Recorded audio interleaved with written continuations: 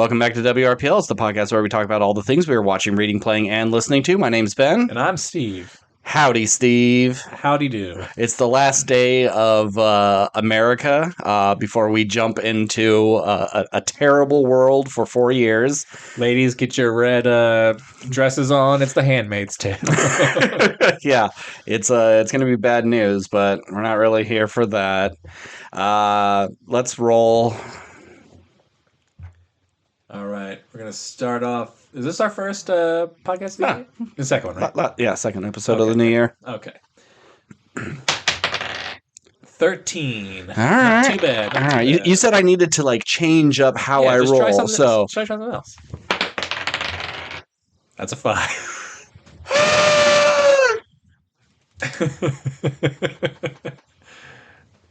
Hey, you're gonna get there, bud. Maybe. Okay, well, one person. Let's talk about some things that have happened.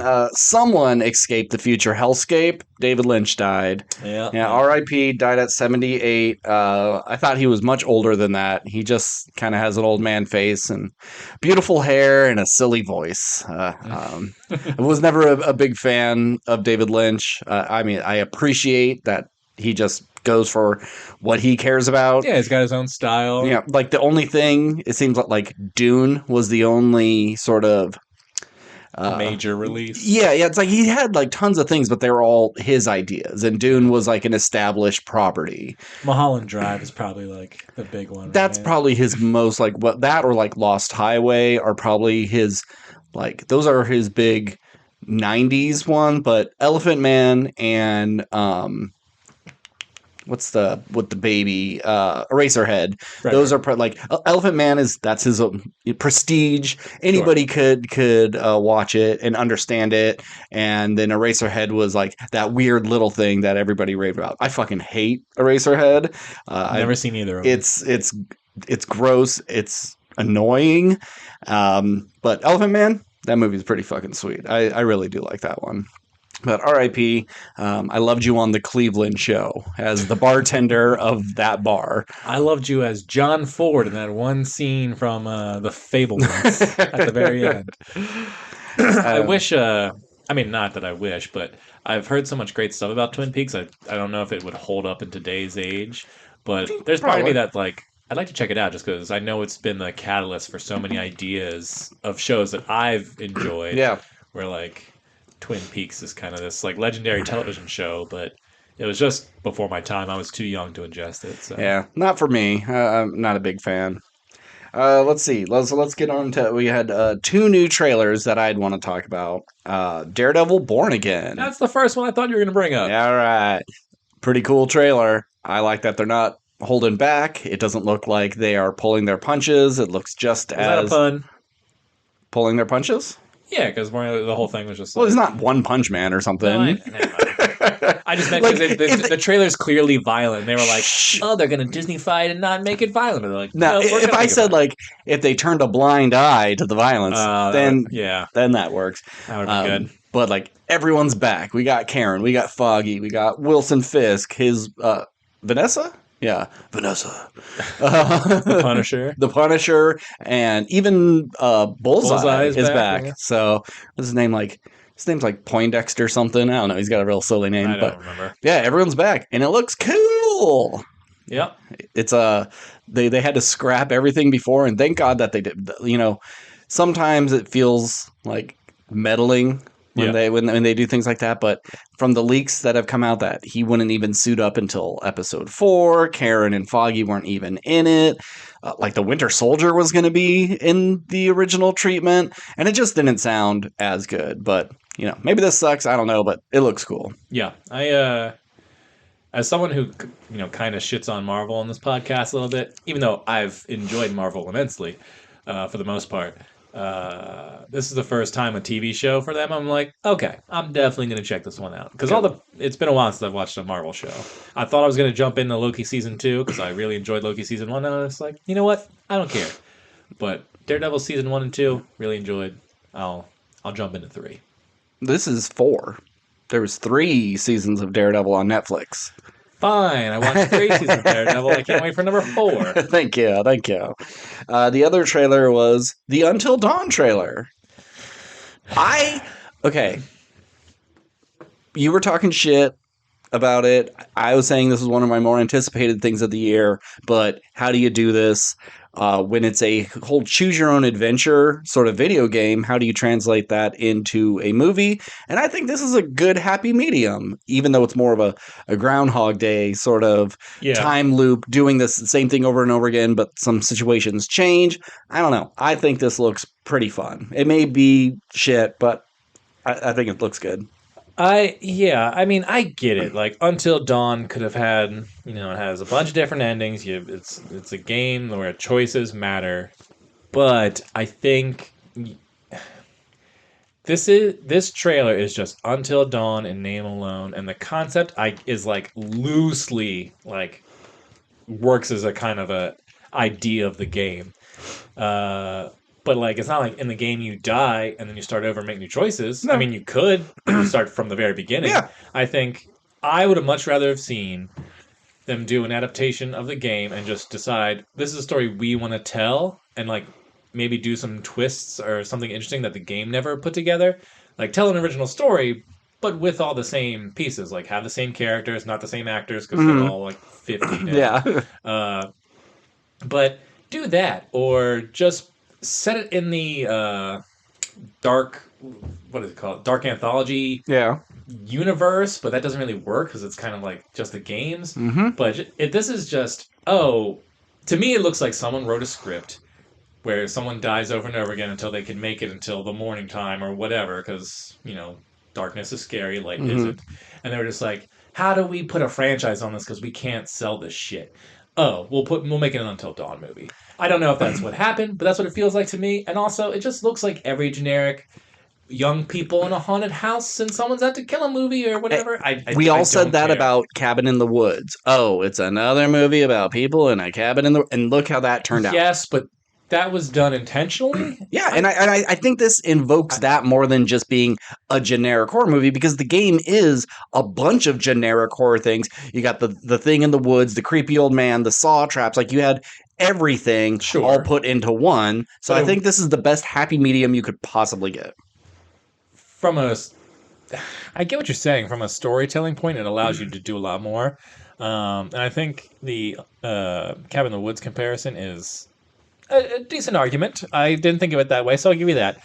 That being said, I think the difference is Cabin in the Woods was made to sort of subvert a bunch of expectations. Mm-hmm. I don't think this movie is trying to do that. I think it's trying just make a horror movie that we can make a bunch of money off of. Yeah, no, absolutely. Because I don't think they like made Cabin in the Woods and going like, we're gonna make a fucking killing off of this. No, because it sat on the shelves forever. Like it was done for years, and like they, the studio just had no faith in it. But now it's a cult classic because that movie's great. It is. Where I don't believe this movie will be. I hope I'm wrong. Yeah. I hope if it gets great reviews and everyone's like, yo, yeah, it may not have, it has very little to do with the game, but it's fucking cool. Yeah. I'll check it out. But until then, I'm not going to say this is going to be a good movie. I just have more faith in it than you do. So after a year of great horror, let's not take a step back. Yeah, that's true. Let's push some boundaries here. Well, now that news is out of the way, unless you have any other news topics. Nope. So our main topic today is Sing Sing, but that's kind of a weird thing for this podcast. We can't really deep dive and rip into it. So luckily, Steve also went and saw The Substance, so we'll be talking about that as well. Which I know you talked about on the podcast. I remember nothing you said. You don't remember anything that happens on these podcasts. Exactly. Like as soon as I hit stop, your mind just gets wiped of anything that happened. Yeah, I need to see a doctor. So that'll be like our real. Yeah, that's the real discussion. Yeah. But we both saw a new release of Sing Sing this week. Yes, we did. I also saw another new release, and we got a couple other things. So let's get into it. So I think for this year, whoever rolls highest, they just go first. Okay. We never had any sort of set rules except for the end or the bracket. So what do you got, Steve? All right. I finished season 1 of Dandadan, the anime that's currently on Netflix about a young boy who believes in aliens and a girl who believes in ghosts. And somehow, through a series of crazy events, they get superpowers and have to fight aliens and ghosts and other weird creatures. And this anime got really big this year. I'd never heard of it, and watching the trailer for it never really did anything for me. But then everyone's just like, "You gotta watch Dandadan." I've been down this road before, and I've been disappointed. You've been burned I've so been many burned times. so many times. When will I learn my lesson? And I'll say it's not bad. Um, the first episode, I was like, I don't think I'm going to continue watching this show because the first episode is like the animation, beautiful. Anime never really bugs me too much. It's usually like pretty good across the board. Um, but the first episode, it's like, oh, well, here's this 15, 16-year-old girl like in her underwear about to get like gang raped by aliens. And I was like, this is the first episode? Yeah. What is this? Someone needs to check in on the Japanese. They're very weird. And they're after this young boy's testicles. Like this show is like kind of horny, and I know that's the point because it's like, will they, won't they, of these two teens, like of kind of outsiders falling in love, and all that stuff is actually like kind of cute, but it's all the stuff around it where I'm like, what is this show? I don't get it. And the first episode, they're like exposition dumping that these animes love to do, in times where like they shouldn't be exposition dumping because the aliens are like in the room and they're just like letting them have these like deep existential discussions before they're like, well, back to getting your testicles. And And that's the aliens' main goal is just to collect testicles. yeah, it's for like research purposes or something. Okay. Or, like the aliens I think can't reproduce themselves, so they need to like steal the genitals of like other races. Okay. And or something, I don't know. But every episode is weird, and there's some fun action sequences. And I think I'm watching the dub, not the sub, and I think the dub, the voice acting's very good for it. And it's every episode I'm like, I don't know if I actually like this show, but there was something about it that kept me in. Like there is some sort of charm to it, and I think it's mainly just between these two kids and the awkwardness of high school life or whatever they're in. But it's not anything like I haven't seen before of just like, I'm an awkward kid and now I'm like talking to a girl. What if she doesn't like me? Blah. But yeah, it's fine. I'm not sure if I see the grand appeal of why everyone loves it so much. Probably the 16-year-old girl getting gang raped by aliens. Yeah, I mean she doesn't. Okay, oh, that's good. Yeah. So far, no one's been gang raped or sexually assaulted, if I remember correctly. But anyway, the other weird thing is this. It feels like they weren't sure how many episodes they could do, so they just like, we'll do 13 or whatever the number is, because it just ends kind of on like in the middle of a. It's not, the season doesn't end on like a cliffhanger. I mean, I guess it kind of does, but it's not. It doesn't feel like a finale. It feels like this is part 1 of a 3-part episode. But they were just like, well, we have to end here because the contract's up. Hopefully, we'll get season 2 to do the rest of the manga or whatever. Anyway, there was a couple moments throughout the show where I was like, all right, that's kind of funny. But for the most part, it's just fine. Okay. Maybe I'll go back to season 2, or I'll watch a couple episodes. If it sucks, I'm out. I wasn't blown away, but I wasn't totally, this show's the worst. Okay. So maybe I'm maturing as an anime fan. So not a Ben recommendation. Well, anything I liked, you haven't, so maybe it's the things I don't like, where you'd be like, this actually isn't bad. Maybe, I don't know. Yeah. But if there's, like you said, like exposition dumps in the middle of like an action scene that is completely out of place, yeah, I'm not gonna like that. Episode 1 is the worst. I think it maintains it doesn't do a lot of exposition dumps throughout the rest of the season, and it does some of the like overly cartoony, like, whoa, this is so crazy, why? And they like yelling at each other, but it's not egregious. Okay. Yeah, I think you can skip it. I'm not going to tell you to watch it. Because I don't know if there's enough there to merit, like, yeah, I think Ben could get into this. Okay. Well, something that I know you don't give a shit about and probably won't see, regardless of my recommendation, is Disney's Star Wars Skeleton Crew. Came to an end I think it was like a week ago.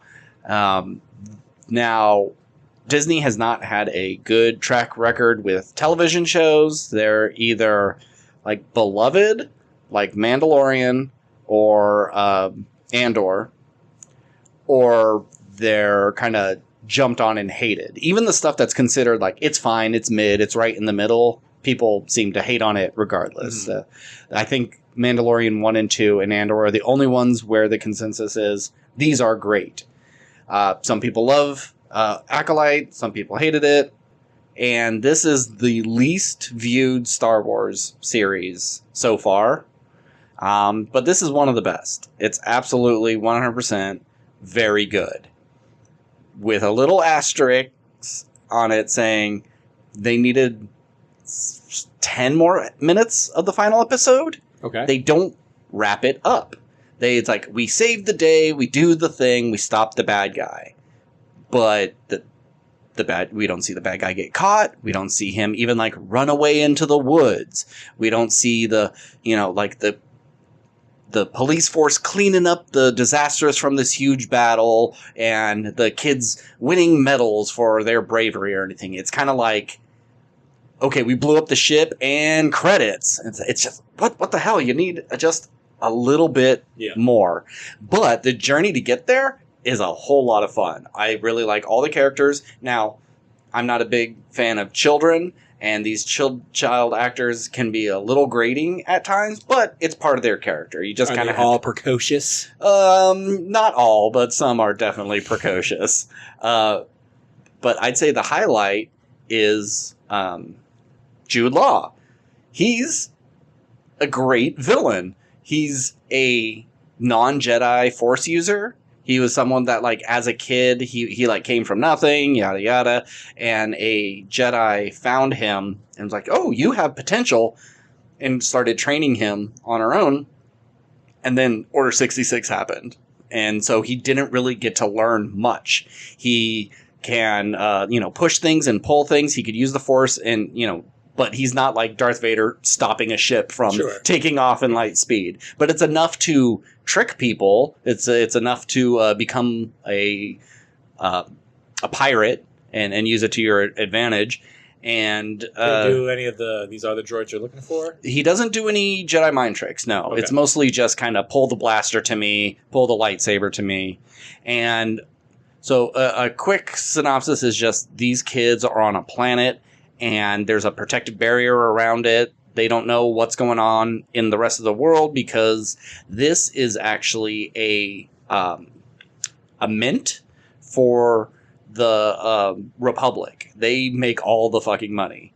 And so it has to stay hidden, and it's just a legend. Everyone out there thinks the planet of At-Aten is a legend, doesn't exist. So when this pirate finds out that they're from there, he tricks them into thinking he's a Jedi, so they'll take him back to their home and he could rob him.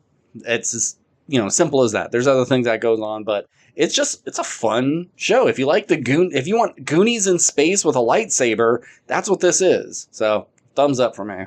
All right.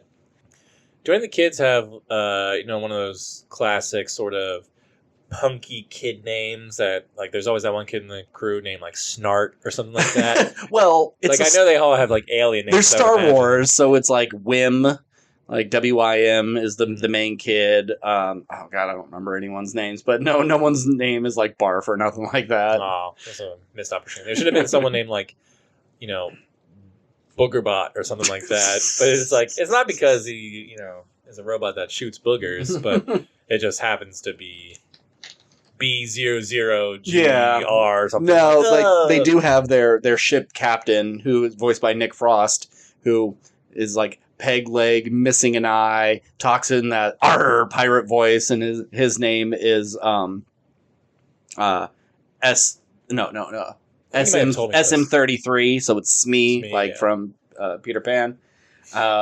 One of the kids, she's kind of a rebel. She likes to race her bikes, and she's the tough one, and she's gonna take charge because Wim, he wants to be a Jedi, but he's kind of just like a little kid. She has a friend who has like LeVar Burton Nice. vision, visor Yeah. on, and can connect with computers, and then Wim's little friend is like a little elephant boy. Yeah, I know he's not. Apparently he's not the same race as like Max Rebo, the big blue Yeah. elephant. But he kind of looks like that. And the special effects for him is great because they use like practical and CG and motion capture, and he looks awesome. Yeah.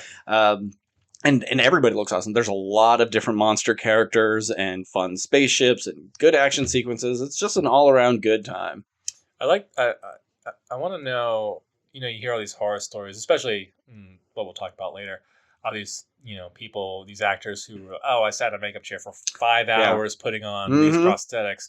I like the idea of a child going like, yeah, I got to do so. It's a job. Yep. And he's just an 8-year-old kid who just sits in a chair for 6 hours putting on elephant makeup. No, he got lucky. It was more just motion capture dots, and then sometimes a robotic elephant head, just depending on what the scene needed. Right. Yeah. Thumbs up. Next. All right. I finished another show, and that show is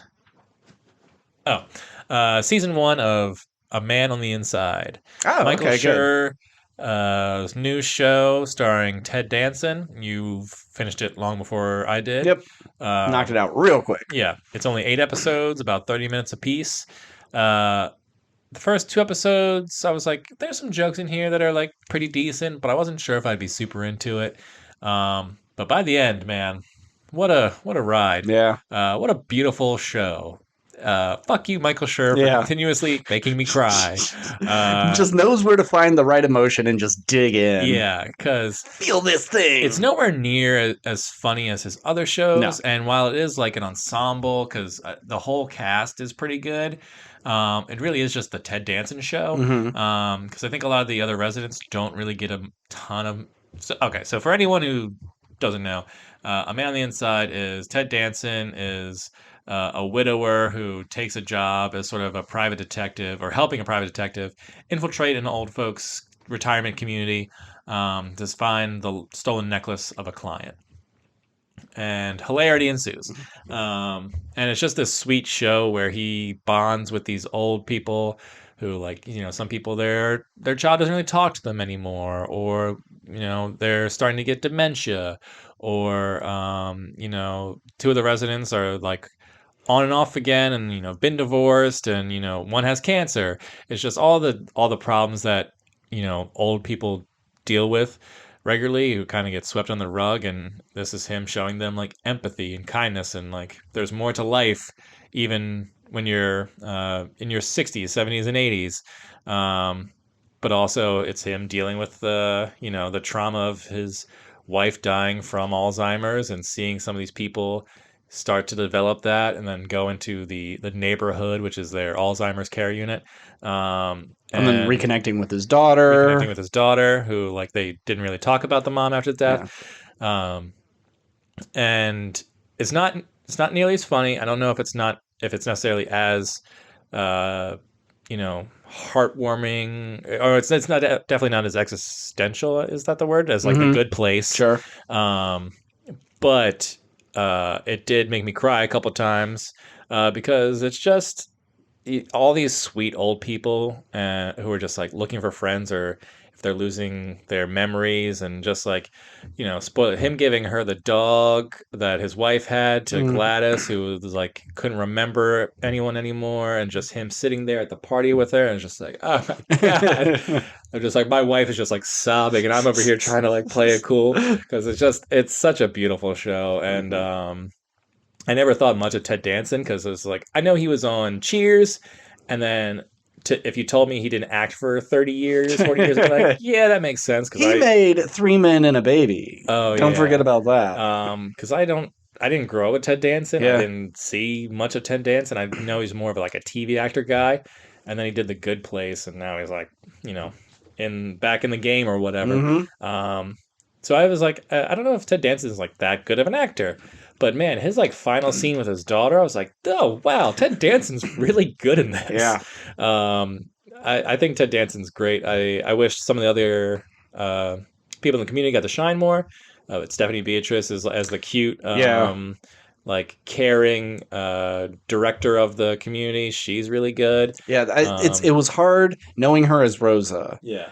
to not think this is all an act. She's the evil one. She's stealing from her patients, and it's going to be a big reveal. But I'm too smart for that. Now, I think that's maybe specifically why he chose her, because she's a good red herring. Yeah. And I know they kind of hint at some stuff with her, but they never really dive too deep into it.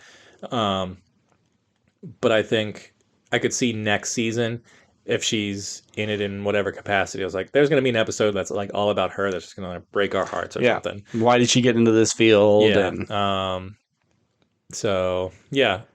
it's like, do you want a season 2 though? Like, what else can you do with this? Because it's a detective mystery set in an old folks' home. How many mysteries can you have? Yeah, I was thinking about this today because they all know he's a spy or whatever now, so you can't really go back to that community. So my only thought process is that the next season is going to be like him kind of recruiting these older folks, and like maybe they have skills. So now it's like, so this one's an acrobat. Well, no. One can defuse bombs. They're not going to do like a heist, but I think maybe I forget her name, the detective who hires him.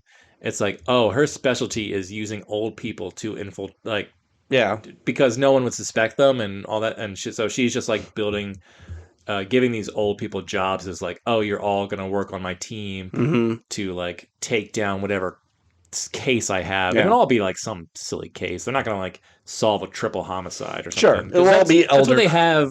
Only Murders in the Building. Yeah. We can't have a second show. Oh, what if they combine the shows? A crossover. That'd be fun. But yeah, I mean, I would be happy to see more of the show. I think that there's more to do with these characters because Ted Danson and his daughter kind of reconnect, and they have some closure there. But I think I'd like to see some closure with a lot of these other characters. So if you turn season 2 into more of an ensemble piece and not just the Ted Danson show, and then like have them all really do something, that's what I like to see in season 2. And then if you don't make a season 3, that's fine. It almost feels like you don't need the whole detective thing anymore. That was just a nice in to get to know these characters, and now you just have a sitcom. Sure. And you just have every episode is just a funny little thing about living in an old folks' home. Yeah. I just didn't want it to be a workplace comedy. Yeah. Like there's potential in that concept. But yeah, I want shows to make me feel good and to make me cry, and this one did it, and so I want more of it. So Man on the Inside, recommendation from Steve. Cool, big thumbs up there. All right. And when Flo died, cut all this. Yeah. But just before we move on, it's so funny because Sally Struthers and Flo or whatever, those two, like their relationship was like so fun and adorable. And we're watching the episode. I'm like, babe, I don't care what happens. I hope these two never break up. They are so cute together.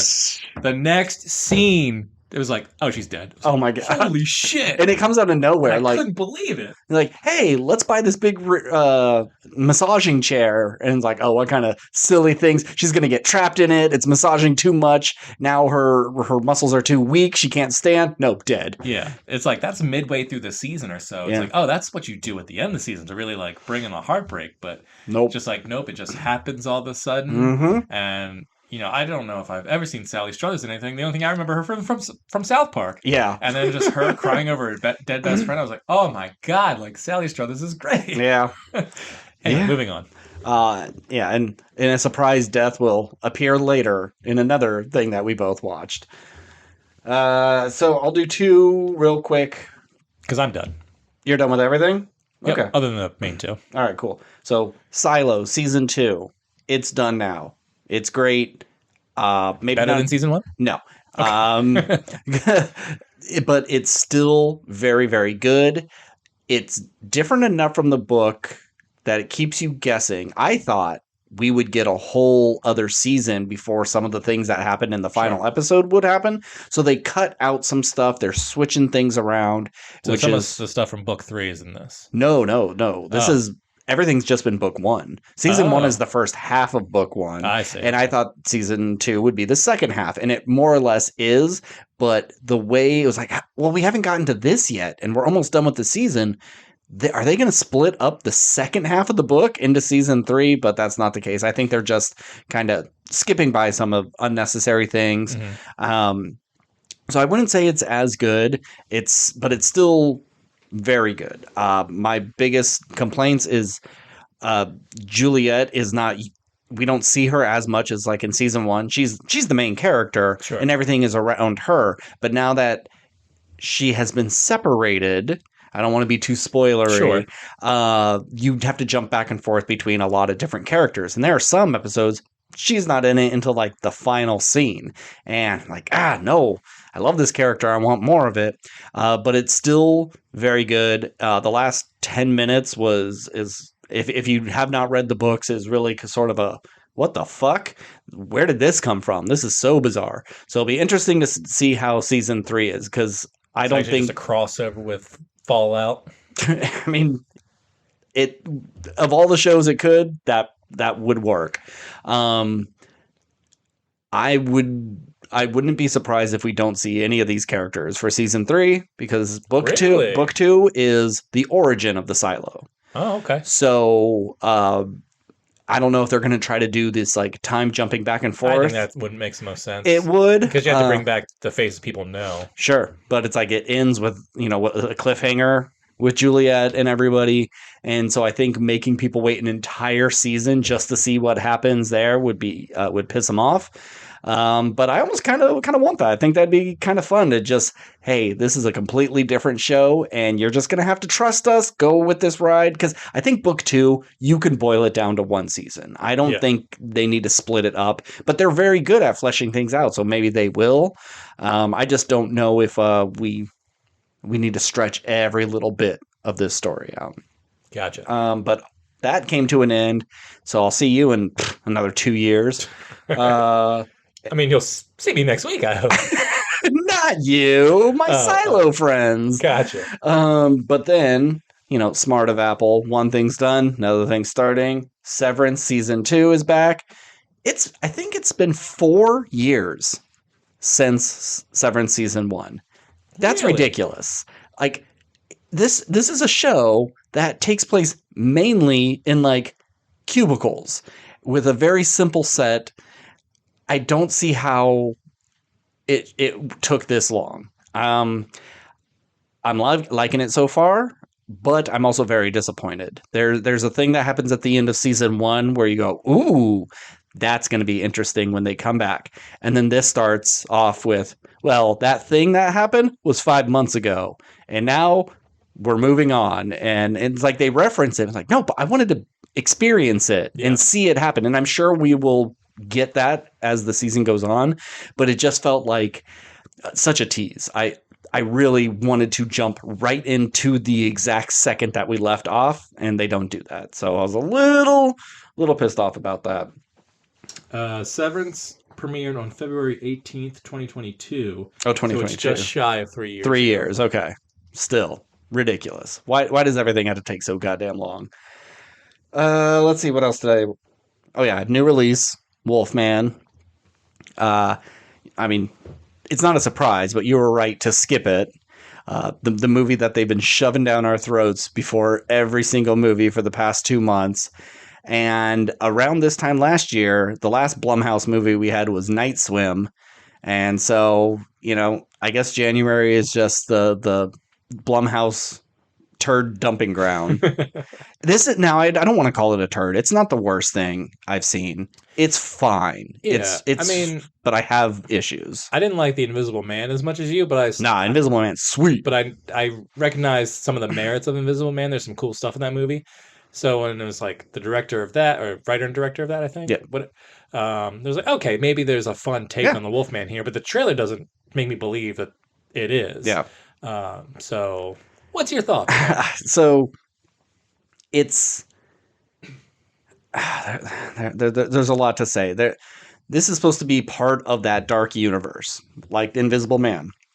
And I could understand them going, well, Invisible Man isn't a supernatural movie. He doesn't have powers. He wasn't born like that. It's just technology. Yep. It's a new take on the Invisible Man.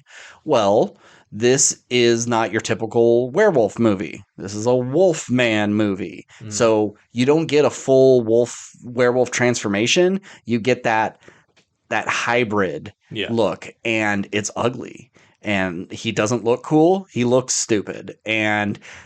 But I can see them saying, well, this is a take. This isn't the werewolf mythology that you're used to. This is, because they even say it in like the intro title crawl. The natives had the name for this kind of like forest sickness called the face of the wolf. And if like, oh, this is just a sickness that comes from either a plant or animal or something, and this is where the legend of werewolves came from. Cool idea. I get that. But it looks like shit. I think the design of the character is so boring and ugly. It feels like, oh, well, this is just a day one transformation. You give him a couple more hours, a week, he will go full werewolf. But we see a werewolf that has spoilers. It's his dad. His dad went out hunting for this werewolf years ago and never came back. And so his dad's now been officially declared dead. So he's going back to the house to like claim the house. But then when he gets attacked by his dad werewolf, he starts transforming in one night. But when you see his dad, he looks just like him by the time he gets his full transformation. So this is the max level of transformation we get, and it's ugly and it's stupid. It looks more like a rat than a wolf. I'm not a big fan. The thing I like the most is when his wife is talking to him, he's losing his humanity and he can't understand her anymore. So it sounds like she's underwater. They like reverse some of the dialogue, so it just sounds like gobbledygook to him. And then when they switch to his perspective, everything almost looks like a black light on it, like everyone's eyes become like pinprick lights. And it's highlighted a certain way, like, oh, this is how they see in the dark. And it's really neat looking, and it looks like it's all done in camera and maybe not a special effect afterwards. And I really like that aspect, but that's about it. It's so lame, because if this was maybe and there's like no deaths, there's barely any sort of blood and guts. This is a movie where they're trying to radio someone on a CB radio, and they finally get a hold of someone. The cops come, but by then it's too late, and they're waving about, don't, there's a werewolf here, and the werewolf rips them apart, and you get a little bit more blood and guts. You don't get any of that. And maybe if it wasn't trapped in a singular house, he gets bit by this thing, and they're traveling back to the city. Now you got werewolf in the city or something. There's something you can make this a little more interesting, but it's just, we're trapped in the house, dad's slowly transforming, he's protecting us from this other werewolf, but then he goes too far, and now he's attacking us. We have $4 million to make a movie. We're doing in the middle of the woods in one house. Exactly. Yeah. And what's her name? Julia Gardner? She needs a new agent.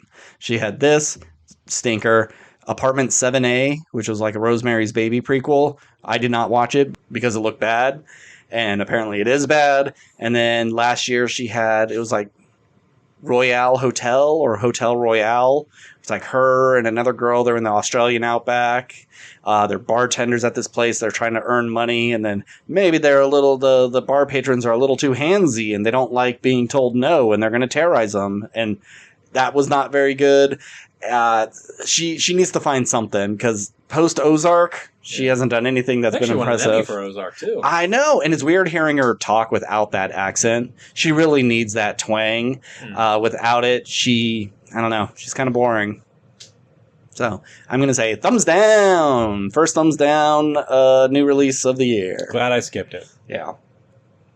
Last thing, real quick. Saw a movie called Red Rooms. It's on Shudder. It's a Canadian film. It's in French. And it came out in 2023. Then got a bigger release in 2024, but not a wide release. And so now it's available on streaming. It's about this. There's a murder of 3 girls. They're both all it was like 12, 13, 14. They're all really young, blonde, blue eyes, by this evil man. And he, like, not just, he sexually assaulted them, he killed them, like mutilated them, ripped them apart, and he filmed it and he put it online for the red rooms, the dark web sort of pervert snuff film aficionados. And they have found their bodies, and they have 2 of the videos, but they don't have the 3rd video of one of the girls, so they don't know exactly what happened to her. And there's a woman who is showing up to watch the court case. I guess if you first come, first serve for the audience, she's like sleeping on the streets so she could be first in line to watch this court case. And she meets a little friend who is like the murderer. He didn't do it. It's a frame job. It's kind of about how people romanticize serial killers. Sure. And so, everyone's looking down on them, and they kind of become buddy. And the main woman, she's a model. She's like a freelance model, but she's also like a competitive online poker player. It's strange. I don't know why they made her a model, but she keeps showing up, and you're like, what is her obsession? Because she never says, I think he's innocent or anything, but she has her motivations. And I guess you probably won't see it, so I'll just spoil it. Her thing is, like, she has found an auction for that 3rd victim's tape, and she's been playing online poker with Bitcoin to make enough so she could win that. And she does. And it's like, converted into cash, it's like $420,000. It's like quarter of a bill no, was it a quarter of a billion? Or So it was either $400,000 or no, it was $400,000? 400 it was either $420,000. Yeah, it had to have been, or it couldn't have been $420 million. That would have been crazy. Sum of money. Very large sum of money. And like the day before, she shows up to the court case, the courthouse, and like puts on a blonde wig and fake braces and the schoolgirl outfit of the final victim just to get a reaction out of him on the stand. And she's like kind of a freaking weirdo. And I don't 100% understand why she does all this, because she finally gets the video, breaks into the victim's mother's house, take pictures of herself dressed up like the victim in the victim's bedroom, and then leaves the thumb drive for the mom so she could turn it into the police. And then once they, and it's like, this is enough evidence to, without a shadow of a doubt, he's guilty. And he even pleads guilty for it. So it's like, the case is won. He's going to go to prison. But why she goes through all this, I can understand like wanting vengeance and justice because it's fucked up what happened. But why are you dressing up like the victims? And I've even like, I'm Googling answers and everybody just has like their own interpretation of why they think they do it. It's pretty good. You don't see any of the violence. You hear it. Like the fangirl is like, man, I really want to see what's on those tapes because they kicked everybody out of the courtroom when they were going to show it. And the model woman is like, oh, well, I have them. Like, I found them on the dark web. I'm like, what the fuck? You got to show it to me. And then that totally turns her off from the whole thing and realizes, oh, he did do it, and has a flip. And she goes home like, fuck this case. No, and leaves. So yeah, I don't know. Well, it's got a 7.1 on IMDb. Yeah, so. It's a good movie. It's a really well-made movie, really well acted, and I'm just not 100% sure on the main character's motivation.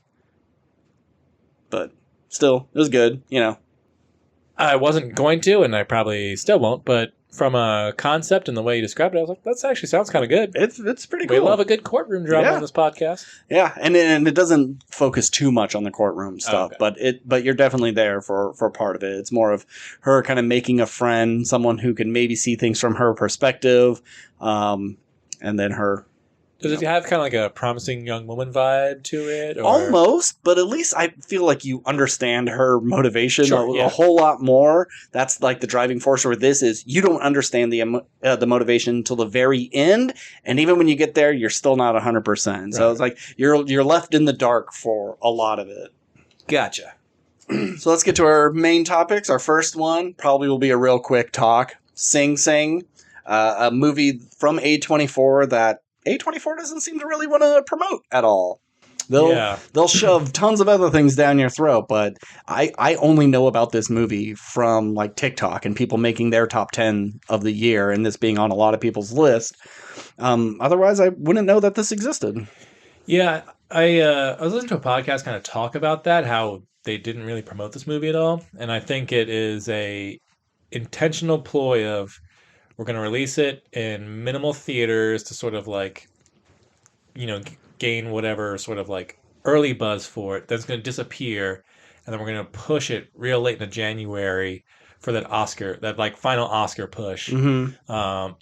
So I guess that's like A24's marketing strategy for certain movies. I think they said they kind of did it for Past Lives as well, where like there was a lot of talk about Past Lives, but you couldn't really find it fucking anywhere. And then in January it pops up for a little bit, and then it's like Oscar season. It didn't really work out too much for Past Lives, so I'm not sure if it'll. I mean, I hear it's great. I still want to see it. Just haven't gotten around to it. But that being said, I'm glad I watched Sing Sing because I love this movie. This is a very good movie. I give this an A minus. Okay. This is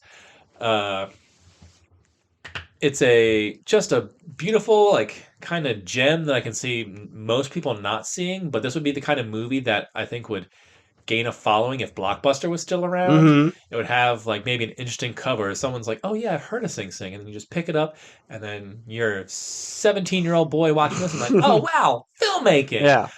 Because the thing that makes this movie work the best, I think, is its simplicity, and the fact that it kind of like has some classic prison moments, but doesn't linger on them. There's no like big classic prison scene of just like a shanking. There's no violence in this at all, which is like so refreshing. Yeah. It's not, there are times where your characters, break down, but it's not like because the prison's so harsh. It's just because like emotionally they're just drained from the production of the show or like losing a friend.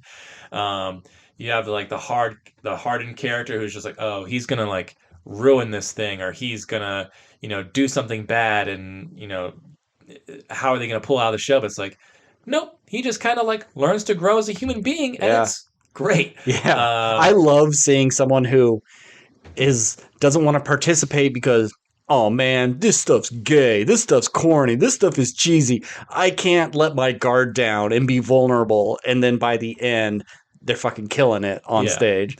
And I think it's weird seeing Coleman Domingo. He's the best actor of the group. He's the one who like writes plays for them to do. They do Hamlet or whatever, but they also do like original stuff. And he's the most actor in this movie because everyone else in this movie pretty much is like real former prisoners who work in this program. Because this is based off like a true story. And clearly he's like acting and they're just kind of being themselves. And some of them aren't great, and some of them are like pretty good. None of them really get like a tons of moments to shine. But man, I think watching this movie, I was like, if Divine Eye doesn't get a supporting actor nomination, it is ridiculous because I think he was so good in this, and he's just a guy who was in that program who was just he served time in prison, and they just pulled him right out, and he's so fucking good in this movie. And just seeing grown men just being vulnerable with each other and just having fun goofing off in like the one place who we've seen so many movies where just any form of like weakness or like you have to be tough, you have to carry weapons because any moment someone can come around the corner and like stab you or punk you in the cafeteria and you have to throw your sandwich in their face and all this stuff. It's just like no, we're gonna get some like foam swords and hit each other and pretend to be gladiators and just be goofy goofy adults. Yeah. And it made me feel so good. Yeah. And I'll let you go for a little bit. Well, I was really surprised that it didn't do your typical prison tropes. Okay, so we have this character who's new to the group, to the acting group. What's his name? Divine Eye. Divine Eye. And he's tough. He doesn't understand what acting is all about, and he doesn't want to let his guard down. And then when we first see him, he's harassing a guy over drugs. You got to get me my money, otherwise I'm gonna kill you. Real quick, did you recognize who that guy was? No. It's Johnny Simmons. Johnny Simmons? Young Neil from Scott Pilgrim. Oh, really? Yeah, I didn't notice it at first, but then they show he only has like 3 lines in this movie. Yeah. In that one scene, but then you see him again at the end, and I looked at his face. I was like, that kind of looks like Johnny Simmons. Wow. That can't be him, but that's him. Interesting. Yeah. Okay.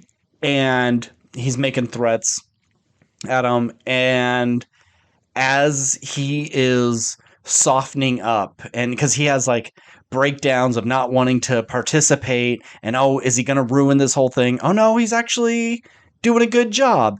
He's going to come around a corner, and this guy who thinks he has to be a big man in the prison is going to fucking shank this guy. Or Coleman Domingo's going to push him out of the way, and he's going to get shanked. And, something tragic like that. And I'm just waiting the whole time. And nope.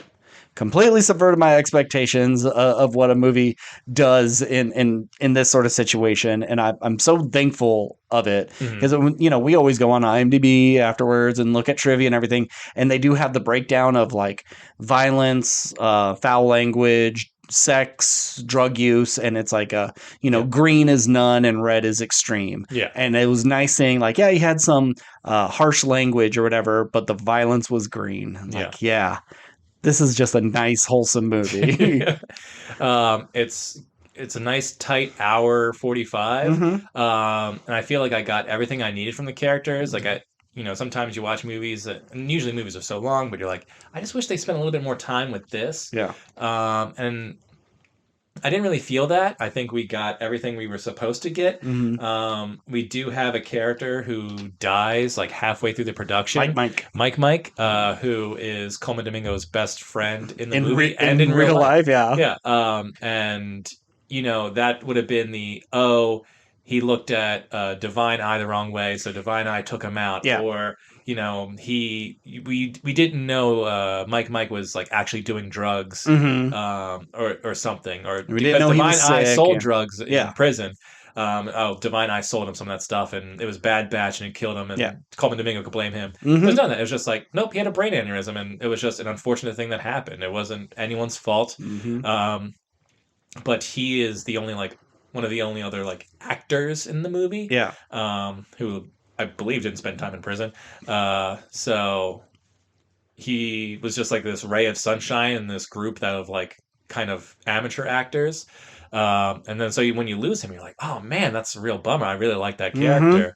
But then it's just have to rally around, and having Divine Eye kind of, not necessarily filling the void, but going it would have been easy for him to, leave the group or make Coleman Domingo feel really shitty, but he was just like, no man, we're here to support you. I know you're going through stuff, and you're just like, we just saw this guy refuse to do stuff and threaten Coleman Domingo in one scene, and here he is going yo bro, we got you.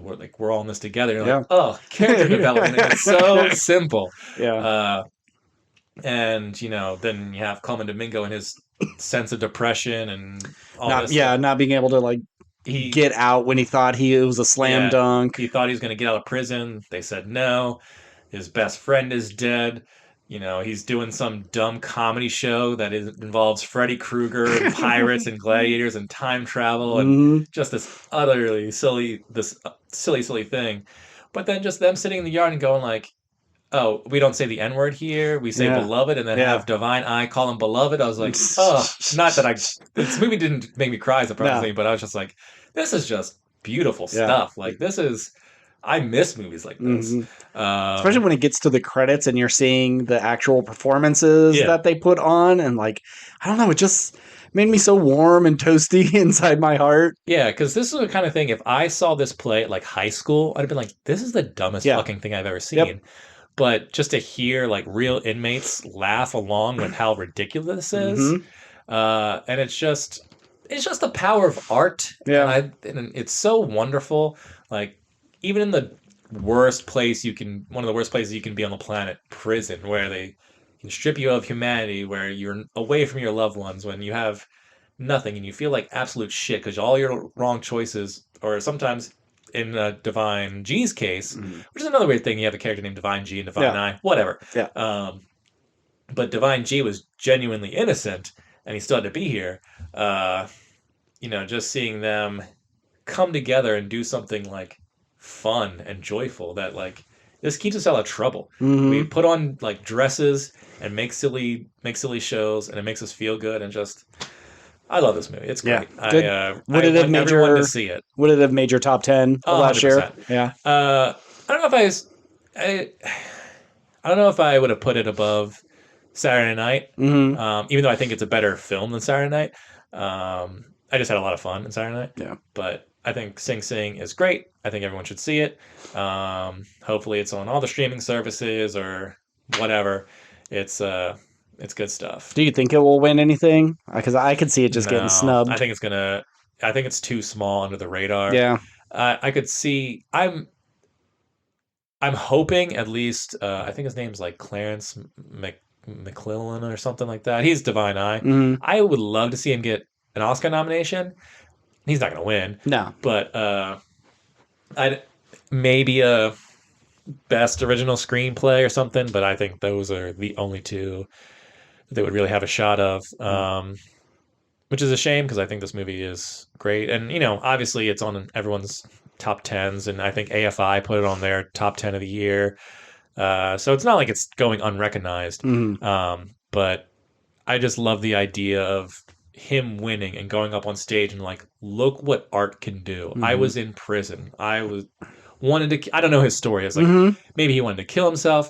Maybe he hated himself for a bunch of years and did drugs. I don't know. But just like, look what this did.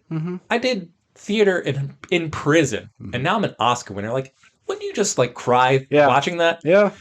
But it'll be Kieran Culkin. yeah, probably. I mean, I love Coleman Domingo.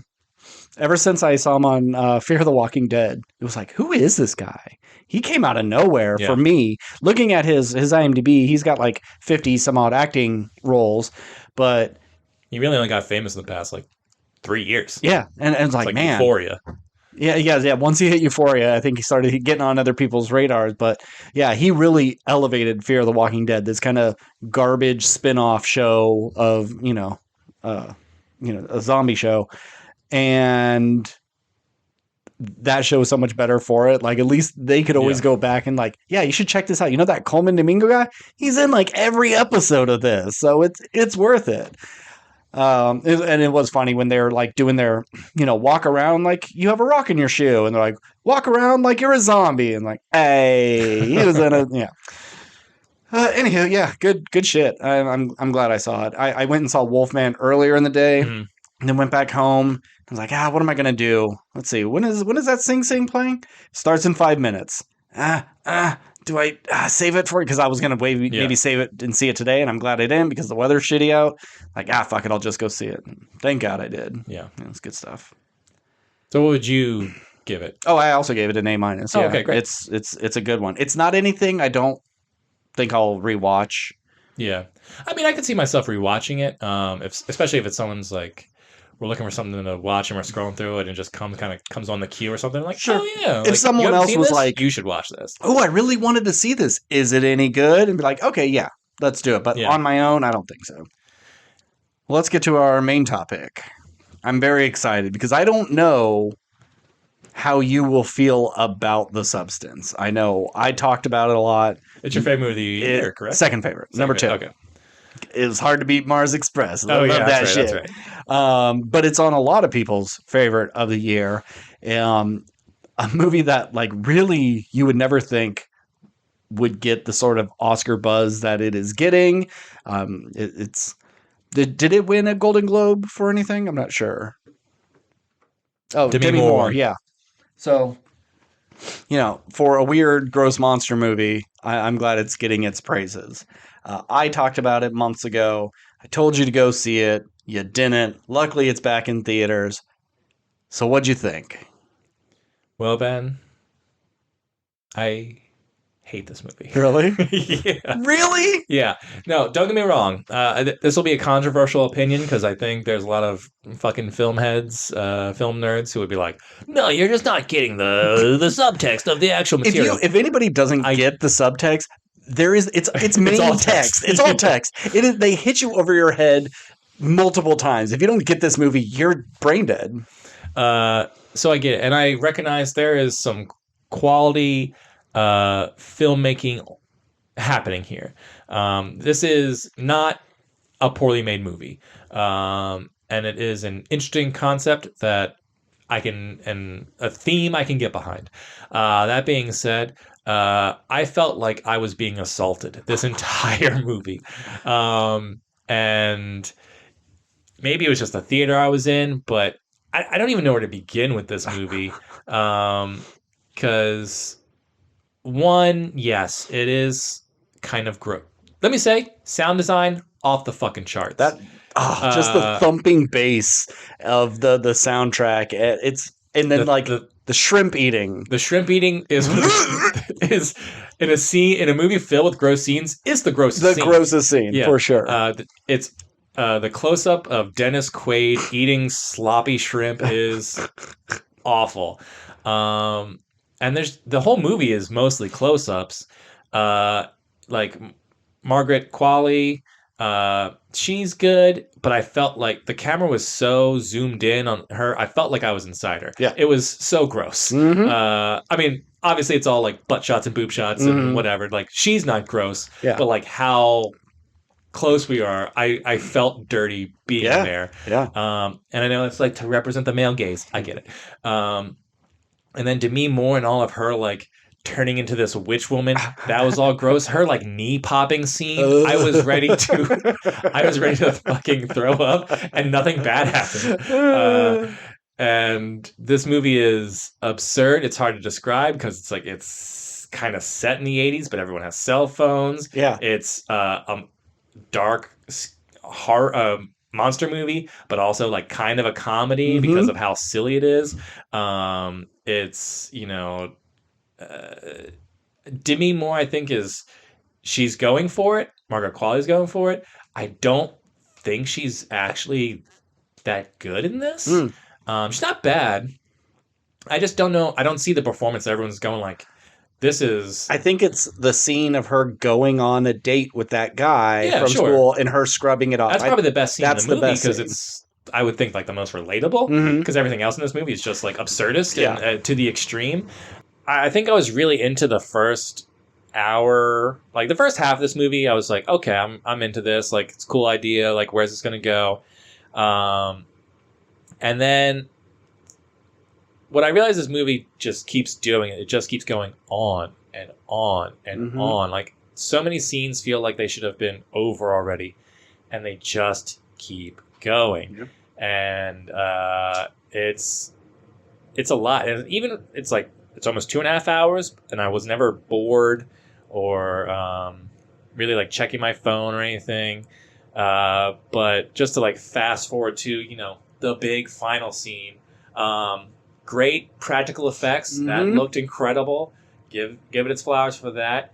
But then it just does this, like the blood shooting from the severed arm going across this entire crowd, and it just kept going on and on. And the music is so loud, and the screaming is so loud, and it just it just kept. I was waiting for it to end, and it just wouldn't end. It was so aggressive. This movie is so aggressive to my senses. Yeah. I felt jarred at the end, and it's everyone talking about this movie and talking about, oh, the body horror, it's so gross and shocking, it's a must see. Like, yeah, but I wasn't grossed out by any of the body stuff. I mean, it was gross, and just having like Demi Moore's face going like like this Cronenberg monster. That was all really like kind of fun, but just I couldn't wait. By the end, I was like, I can't wait for this to be over. Like, I feel gross and bad being here. Yeah. This movie was not fun for me. It affects you. It's the most affecting movie of the year. I'll give it that. But I didn't find it like that fun or entertaining or like honestly, the most I got from it was just like, well, it definitely made me feel something by the end, because I don't even know how to talk about it, because pretty much every scene I didn't like, because it was either, naked women who I feel like I shouldn't be seeing this, or body horror, which I feel like I shouldn't be seeing this, or gross men who I feel like I shouldn't be seeing this. Like, this whole movie is just how awful everything is for everyone in this situation. And it made me feel bad, and I didn't like it, and I never want to see it again. Wow. That was quite the rant. I apologize. I had a lot of feelings, and I couldn't wait to talk about it. Well, that's a shame. All understandable. It is an assault on your senses. It's not going to be for everyone, and it's either like you're along for the ride or you feel complicit in the crime. And we just feel we're on different sides of the coin for that. Yeah. But at least you can see, like how well shot it is, and the sound design is amazing. I love all the music stuff and the crazy weird special effects of like chicken coming out of your belly button. Yeah, and like there is quality filmmaking happen. And I think my favorite moment, there's two. So the one that made me laugh the hardest was when she's pulled her teeth out and she can't smile. Oh my God, yeah. And she's talking to Dennis Quaid and all the like businessmen, and then like the hot models like walk by and they're like, all right, guys, and they all kind of like scurry away. Yeah. That one made me laugh because it's just so stupid. Yeah. Just the idea of like all these men who are in their 70s, like, oh, here we go, guys, like being so excited. Was really funny. But my favorite moment of the movie is actually within the first like 30 seconds of the movie, the last 30 seconds of the movie. You have the star. You see her star on the Walk of Fame or whatever get made. And then years go by and it becomes cracked, and it's like, oh, I get it. Symbolism for what's to come. You get it just in that. Yeah, just in the opening, I was like, this is good stuff. And I was like, okay, I think I could be into this movie. But there's a bit in the beginning where a guy like drops a cheeseburger or whatever, and there's all this like ketchup. It's like a real sloppy thing, and blood and like what meat or whatever hits the ground, and he's trying to wipe it up. And then the movie ends with a big pile of bloody meat like on top. I was like, oh, that is good shit. Yep. I just wish the rest of the movie was more like that. And from a production design standpoint, I liked her. I liked her apartment. I liked that long winding hallway into the bathroom. Finding the substance like headquarters where she picks up her deliveries is like all really cool. Yeah.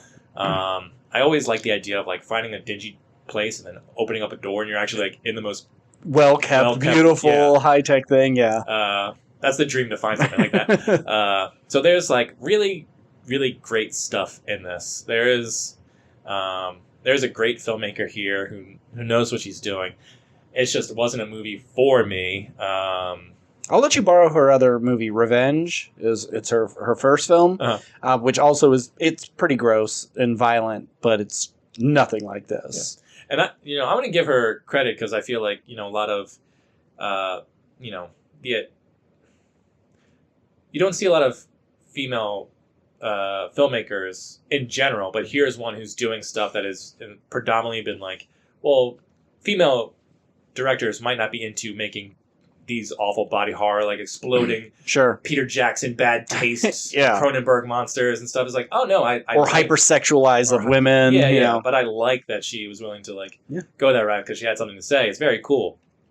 But that being said, this movie was a lot, and I felt dirty, and I was like, I need to go home and hug my wife because this was something. It's an experience, that's for sure. It's an experience, yeah.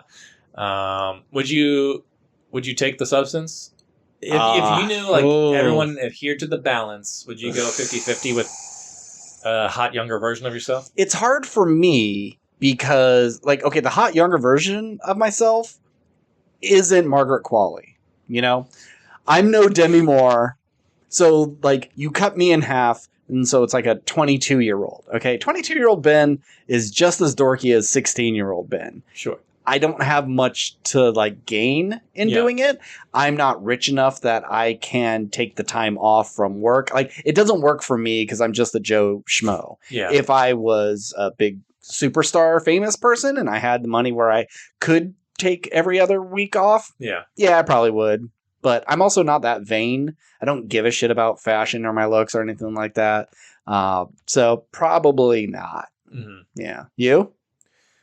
No, I did all right. I don't need to go back. You and your wife, you do it at the same time. So then your hotter selves can get together. That's and, cool. Yeah. And then so your kid is like very confused. Like, well, I know these are my parents, or is this my aunt and uncle? What's going on here? Yeah, no, I think the second I find out, it shoots out my back, or like I would wake up with like my back sewn up and be like, no, I don't want to go through any pain. Yeah. If you tell me like an egg comes out my mouth and that egg hatches into a person, I'd be like, okay, I can live with that. Yeah. But another human pops out of me, yeah. No thanks. I would not want to wake up to that. When she's like pulling the spinal fluid and she gets to the like gross. the gross stuff, and I love Demi Moore as like the hag witch, and she's like dragging the body down the hallway. Oh yeah. Can we talk about the fight scene for a minute? The wire work. Did they get superpowers? What is this? It doesn't matter. It's great though. It's all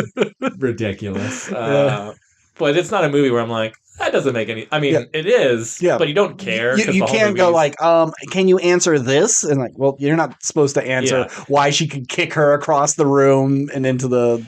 You know what I thought table was one of the low key funniest parts? It's not like a thing that makes you laugh, but you're just kind of like, that's fucked up.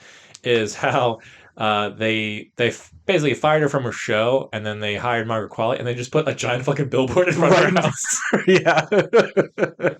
Yes. And then also you have like the dorky neighbor who wants to hook up with Margaret Qualley, but also it just seems like, okay, so is he rich? Because he's just dressed like a dude. It seems like her apartment is this like beautiful LA apartment on the like with this gorgeous view, but her neighbor is just like a schlub. A schlub who. Like, I thought he said something of like, I'm house sitting for my dad or my uncle or something. But maybe, okay. I'm not 100% sure. But and like it's another one of those things like, probably can't afford it, but he could be a writer for Hollywood and makes tons of money. Yeah. It doesn't matter. You want that creepy guy, and it's easier to make him the neighbor than someone that's hitting on her in the bar. You know? Yeah.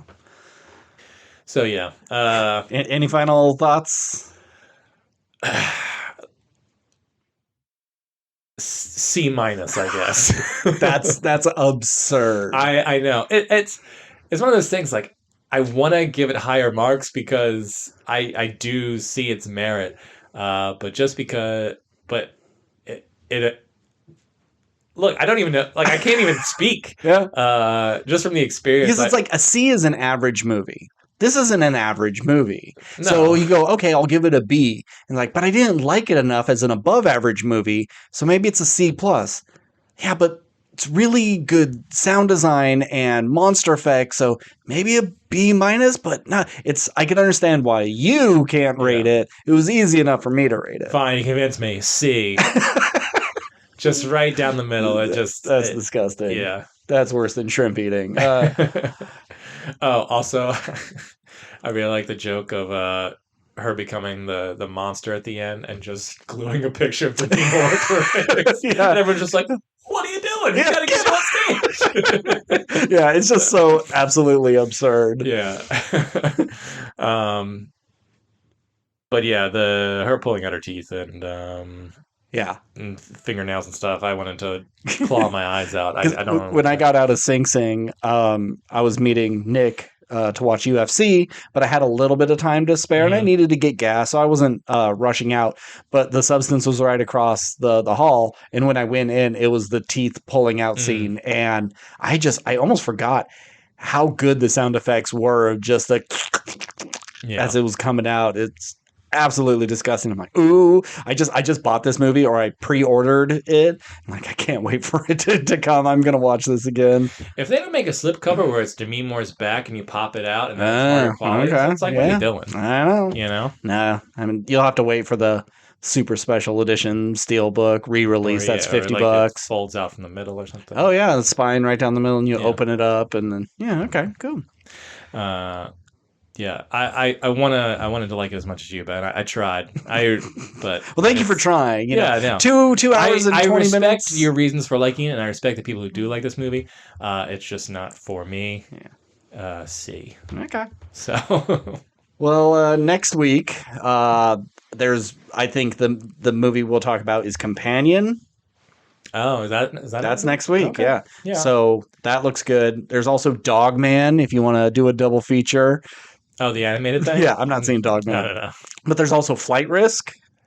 The like I'm like I don't want to say it because like also here's me getting political again, but like recently Trump assigned like Jon Voight, Mel Gibson, and Sylvester Stallone as like ambassadors to Hollywood or whatever. Like these are bad dudes. Like they're white supremacists. They're racist. They're sex pests. They're ugh. So like I don't want to give any money, even though I have the Regal pass. Yeah. I'm not giving any money to Flight Risk. I'm going to find something that I think deserves it. I'm going to get a ticket for that, and I'm walking into Flight Risk. But I still want to see it because Mark Wahlberg with like a bad comb over just looks hilarious. And since he's the bad guy, he'll probably die in a cool way, like getting kicked into an airplane propeller. So I want to see that. Yeah, it's one of those movies where take all that other stuff away. It's like Mel Gibson has made movies I love. Yeah. Braveheart, Apocalypto, great shit. So it's like I want to see Hacksaw Ridge. The Beaver. I did not see The Beaver. I didn't see The Beaver. I don't think he made The Beaver. Wasn't it Jodie Foster made The Beaver? Yeah. I think Jennifer Lawrence was in that too. Oh, really? Anyway, so like I if there was like, oh, Mel Gibson's directing a new movie, it's like, oh, that's very exciting. I want to see that. And then it just looks like the most generic B movie that any sort of up and coming like first time director is gonna make. I'm very surprised that it's him. What the fuck is this? It looks bad. But I'm also like kind of intrigued because it looks bad. I'm hoping it's kind of like more I know it's not gonna be Gerard Butler playing movie because that movie's kind of low key fucking badass. And it's exciting to see Topher Grace again in something. the one person from that 70s show that people still like. Yeah. Everybody else is hated. So I don't and we like movies where it's a small location. Yeah. It's mostly going to take place on this plane. How can you keep that engaging the whole time? So I'm excited to see how they do that as well. So I'm willing to see it. I'm probably more interested in seeing Companion. is the most important one. Yeah. So we'll see. Okay. We'll see. Cool. Well, if you want to get in contact with us, we are at WRPLpodcast@gmail.com. We're on Instagram, TikTok, which I guess is back, Blue Sky, Threads. I don't know. All social media is fucking garbage now. I hate this world, but hit us up on the email at least. As always, I'm Ben. And I'm Steve. And keep consuming.